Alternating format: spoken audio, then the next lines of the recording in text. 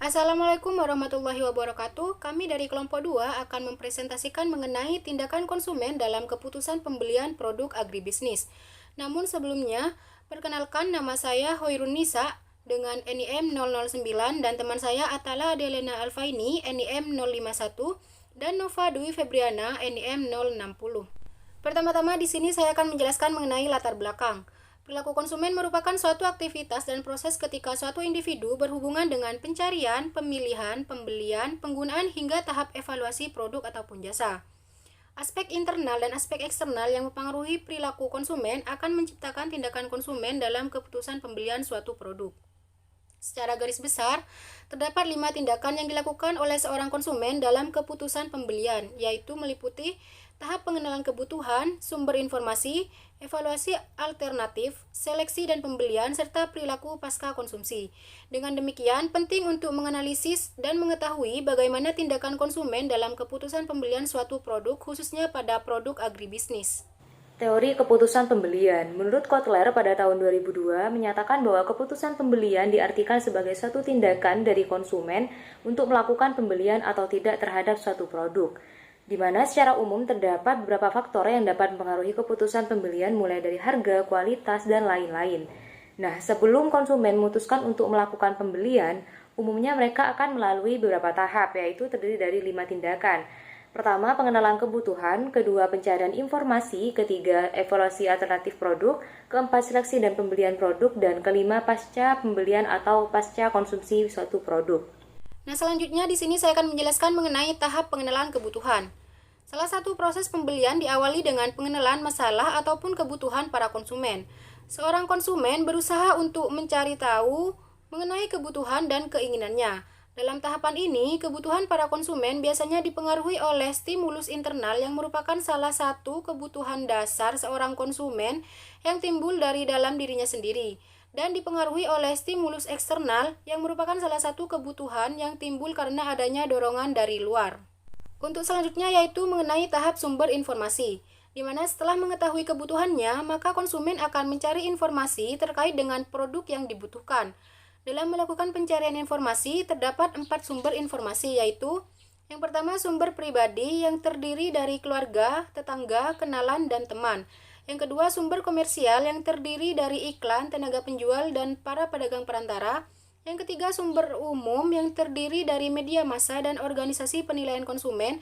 Dan yang terakhir yaitu sumber pengalaman yang terdiri dari pemeriksaan, penanganan, dan penggunaan suatu produk. Tahap dalam proses pengambilan keputusan yang ketiga adalah evaluasi alternatif. Setelah pencarian informasi, konsumen akan menemukan sejumlah pilihan mengenai produk yang sejenis. Dari berbagai informasi yang diperoleh, konsumen melakukan seleksi atas alternatif-alternatif yang tersedia. Pada akhirnya, konsumen akan menemukan satu produk yang nantinya akan menjadi pertimbangan utama untuk dipilih.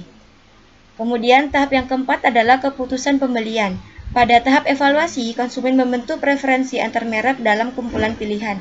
Konsumen juga membentuk maksud untuk membeli merek yang disukai. Dalam melaksanakan maksud pembelian, konsumen dapat membentuk 5 subkeputusan, yaitu merek, penyalur, kuantitas, waktu, dan metode pembayaran. Konsumen mempertimbangkan berbagai kriteria tersebut sehingga salah satu merek produk dipilih untuk kemudian dibeli. Dan tahap dalam proses pengambilan keputusan yang terakhir adalah perilaku pasca pembelian. Kepuasan merupakan fungsi kedekatan antara garapan dan kinerja anggapan produk. Proses ini akan menentukan apakah konsumen merasa puas atau tidak atas keputusan pembeliannya. Apabila konsumen merasa puas, maka kemungkinan untuk melakukan pembelian kembali pada masa yang akan datang akan terjadi. Namun, apabila konsumen tidak puas atas keputusan pembeliannya, konsumen akan mencari kembali berbagai informasi produk yang dibutuhkannya. Dan proses ini akan terus berulang sampai konsumen merasa terpuaskan atas keputusan pembelian produknya. Untuk mengetahui dan memahami lebih lanjut bagaimana tahapan atau tindakan dari perilaku konsumen dalam keputusan pembelian suatu produk agribisnis, maka kelompok kami mengambil salah satu studi kasus utama, yaitu pada penelitian yang dilakukan oleh Nimade Anggiasari dan kawan-kawan pada tahun 2016 dengan judul Sikap dan Pengambilan Keputusan Pembelian Sayuran Organik oleh Konsumen di Kota Bandar Lampung. Dalam penelitian ini, tahapan tindakan konsumen terdiri dari 5 tahap. Pertama adalah pengenalan kebutuhan, pencarian informasi, evaluasi alternatif, seleksi dan pembelian. Kemudian yang terakhir adalah perilaku pasca pembelian. Metode analisis yang digunakan dalam penelitian ini adalah analisis deskriptif, di mana data hasil kuesioner responden dipresentasekan berdasarkan hasil jawaban yang sama. Sehingga didapatkan hasil bahwa pertama pada tahap pengenalan kebutuhan, alasan konsumen untuk membeli produk sayuran organik ini didasari oleh manfaat kesehatan dan motivasi mereka untuk hidup lebih sehat. Kemudian yang kedua, pada tahap pencarian informasi, konsumen mendapatkan informasi pertama kali dari media cetak. Dan yang ketiga adalah evaluasi alternatif, di mana konsumen mempertimbangkan pembelian di swalayan Cendra Tanjung Karang ini karena sayuran yang dimiliki lebih segar. Dan pada tahap seleksi dan pembelian, jenis sayuran organik yang banyak dibeli oleh konsumen adalah sawi hijau dengan rata-rata pembelian 1,824 gram. Dan yang terakhir adalah perilaku pasca pembelian, di mana konsumen menyatakan puas dan akan melakukan pembelian kembali terhadap sayuran organik di swalayan Cendra Tanjung Karang, yang didukung oleh beberapa faktor seperti faktor kesegaran dan lain-lain. Berikutnya adalah artikel terkait mengenai keputusan pembelian dalam produk agribisnis, di mana dalam penelitian ini dilakukan oleh Bobby dan kawan-kawan pada tahun 2017 dengan judul Preferensi Konsumen Terhadap Produk Sayuran Organik Studi Kasus Konsumen UD Fabela My Farm di Bogor, Jawa Barat. Sejalan dengan penelitian keputusan pembelian sayuran organik di Kota Bandar Lampung, karena tahapan tindakan konsumen juga terdiri dari 5 tahap, kemudian metode analisis yang digunakan adalah analisis deskriptif. Berdasarkan hasil penelitian diketahui bahwa pada tahap pertama pengenalan kebutuhan, ada 75% konsumen menyukai sayuran organik karena kesehatan dan manfaat dari kebutuhan gizi mereka. Yang kedua, tahap pencarian informasi, 88% konsumen mengetahui dari iklan atau promosi dan 53% dari teman. Kemudian fokus perhatiannya mereka berada pada manfaat kesehatan sebesar 71,5%. Kemudian pada tahap evaluasi alternatif, 58% konsumen fokus pada atribut kesehatan dan 65,5% fokus pada atribut harga. Kemudian pada tahap keputusan pembelian, 38% konsumen lebih sering membeli sayuran jenis sayur organik bayam. Kemudian pada tahap pasca konsumsi, secara umum mereka merasa puas dan hendak melakukan pembelian kembali. Selanjutnya di sini saya akan menjelaskan mengenai artikel pembanding dengan judul Analisis Proses Keputusan Pembelian, Persepsi, dan Sikap Konsumen Terhadap Beras Organik di Jabodetabek, di mana artikel ini sejalan dengan artikel penelitian keputusan pembelian sayuran organik di Kota Bandar Lampung. Untuk tahapan yang digunakan dalam penelitian ini meliputi tahap pengenalan kebutuhan, sumber informasi, evaluasi alternatif, seleksi dan pembelian, serta perilaku pasca konsumsi. Untuk analisis data yang digunakan yaitu analisis deskriptif. Dan hasil penelitian menunjukkan bahwa pada tahap pengenalan kebutuhan, 52% responden mengetahui bahwa beras organik merupakan beras yang sehat dan bebas dari zat kimia. Dan 55% responden mengetahui manfaat dari beras organik. Pada tahap pencarian informasi, 41,74 responden memperoleh informasi dari keluarga dan 33,4% responden memperoleh informasi dari teman. Dan pada tahap evaluasi alternatif, 28,67% responden mengetahui merek beras organik Mega Surya dan 23% responden mengetahui merek beras organik Rumah Organik. Dan pada tahap keputusan pembelian, 35,65% para responden membeli beras organik merek Mega Surya dan 23,48% responden membeli merek Rumah Organik. Sedangkan pada tahap evaluasi setelah pembelian, sekitar 92% para responden menyatakan puas terhadap pembelian beras organik. Nah, berikut ini juga merupakan salah satu artikel pembanding dengan judul Perilaku Konsumen dalam Pembelian Beras Organik Produksi Kabupaten Pringsewu, di mana penelitian ini sejalan dengan penelitian sebelumnya karena sama-sama menggunakan 5 tahapan, yaitu tahap pengenalan kebutuhan, sumber informasi, evaluasi alternatif, seleksi dan pembelian, serta perilaku pasca konsumsi. Untuk analisis data yang digunakan yaitu analisis deskriptif, kualitatif, dan kuantitatif. Hasil penelitian menunjukkan bahwa pada tahap pengenalan kebutuhan, 42,85% motivasi konsumen membeli beras organik karena aman atau bebas dari zat kimia, dan 59,4% responden mengonsumsi beras organik karena menyehatkan tubuh. Pada tahap pencarian informasi, 48,62% responden memperoleh informasi dari teman dan 26,38% responden memperoleh informasi dari keluarga ataupun saudara. Pada tahap evaluasi alternatif, 53,28% para konsumen memperhatikan keunggulan dari beras organik. Dan pada tahap keputusan pembelian, 67,65% responden membeli beras organik secara langsung kepada produsen. Hal ini karena harga yang lebih murah, dekat dengan tempat tinggal, dan pelayanan yang baik. Dan pada tahap evaluasi pasca pembelian, sekitar 96,72% responden menyatakan puas terhadap pembelian dari beras organik tersebut. Penelitian yang dilakukan oleh A. Apriantini dan kawan-kawan pada tahun 2021 dengan judul Persepsi dan Perilaku Konsumen Bisnis Terhadap Daging Sapi Beku, Studi Kasus DKI Jakarta, Indonesia, sejalan dengan penelitian keputusan pembelian sayur organik di Kota Bandar Lampung. Analisis yang digunakan dalam penelitian ini adalah analisis deskriptif. Proses pengambilan keputusan pada penelitian ini terdiri dari 5 tahapan, yaitu pengenalan kebutuhan, pencarian informasi, evaluasi alternatif, keputusan pembelian, dan perilaku setelah pembelian.